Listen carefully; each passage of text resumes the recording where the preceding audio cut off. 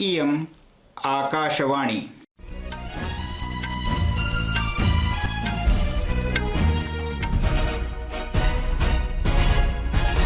सम्प्रति वार्ताः श्रूयन्ताम्। प्रवाचकः कृष्णप्रसादोपाध्यायः।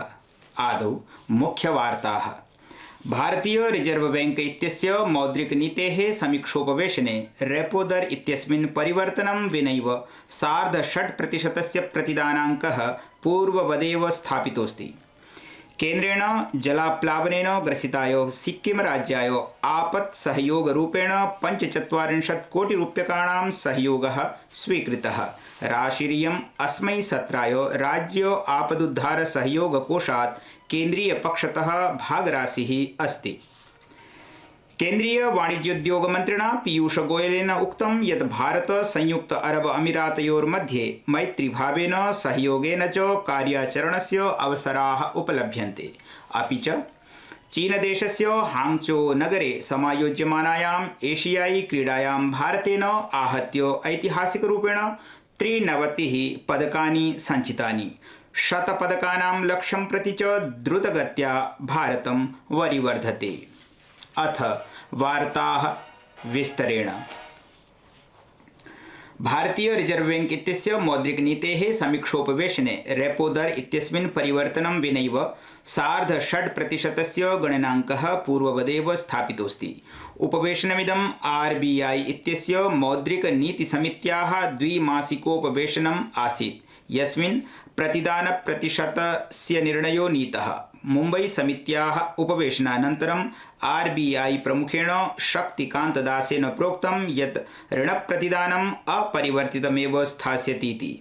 RBI पक्षतः प्रसारित वक्तव्यानुसारं व्यापकरूपेण आर्थिक वित्तीयानां च घटनाक्रमाणां विस्तृतानुशीलनानन्तरं समित्या सातत्येन चतुर्थे द्विमासिकोपवेशनेपि प्रतिदानराशेः प्रतिशतं यथावदेव स्थापितमस्ति।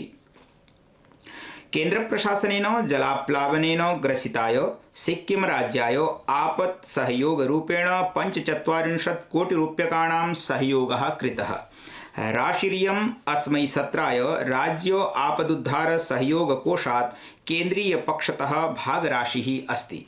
केन्द्रीय गृहमन्त्रालयेन हानेः आकलनाय एकम् अन्तःमन्त्रालयीय केन्द्रीयदलं घटितमस्ति। गृहमन्त्रालयेन ज्ञापितं यत् दलमिदं शीघ्रमेव सिक्किमराज्यस्य जलाप्लावितक्षेत्राणां यात्रां विधास्यति। अस्याकलनाधारणेन राज्याय अतिरिक्त केन्द्रीय सहायतापि स्वीकरिष्यते। विनाशकारिणा आकस्मिक जलप्रलयेन 29 जनाः मृताः। राज्य आपदुद्धार प्रबन्धन विभागेनोक्तं यत् सैनिकान् सम्मेल्य आहत्य 3,100 जनाः लुप्ताः सन्तीति।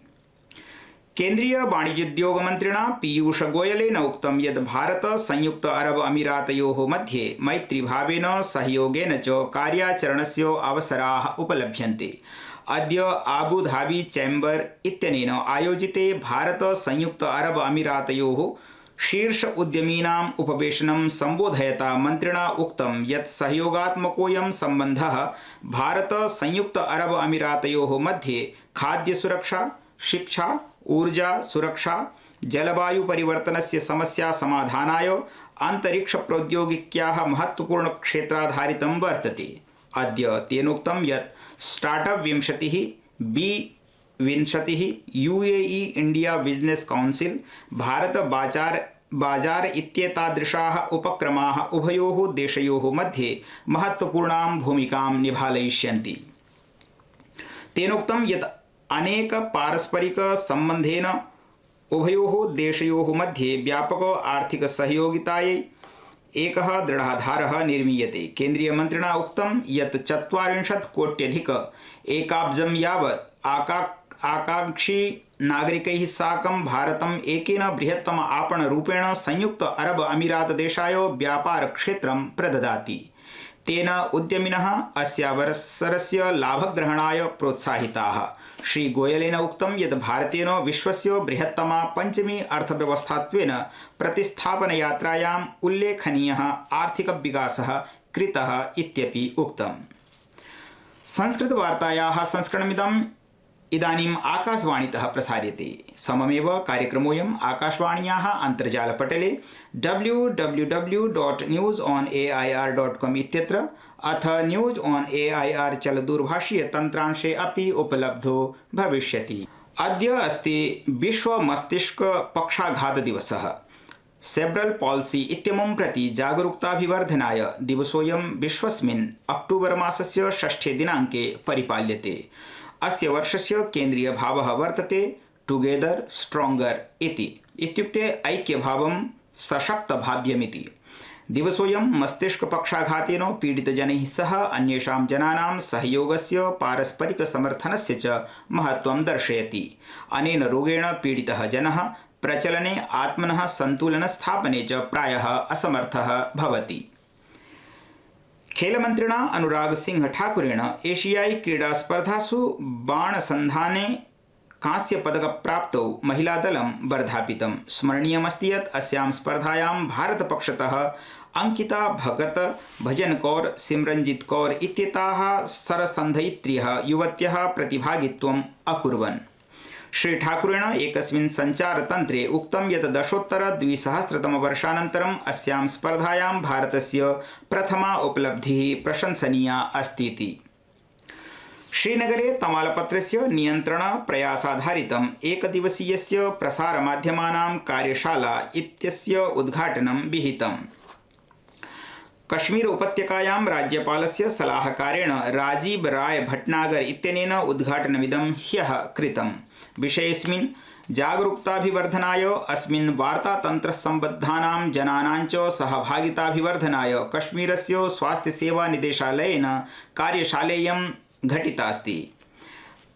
अवसरेऽस्मिन् भटनागरेण उक्तं यत् तमालपत्रस्य दुष्प्रभावैः परिरक्षणाय हितधारकैः सह समन्वयः महत्वपूर्णः अस्तीति।